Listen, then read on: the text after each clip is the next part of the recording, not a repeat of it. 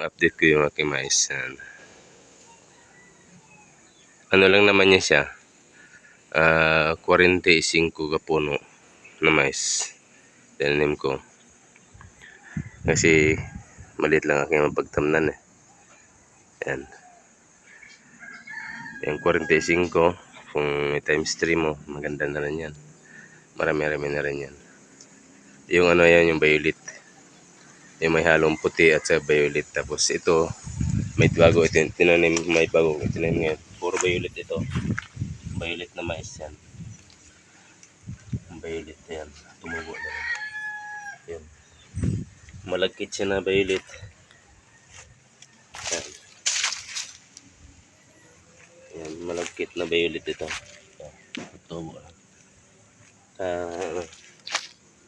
Yung bagong tubo. So yun. Sa may tanim din akong okra. Yung okra tumubo na rin ito.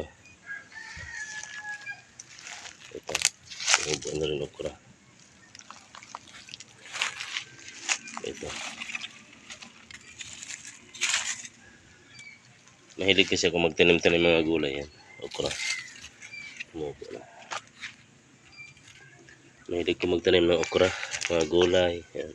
Sitaw. Mais. Yan. Okra.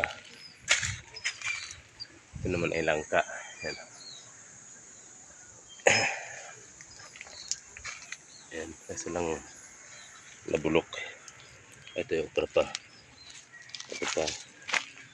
Okra yan. Ayan. Ito.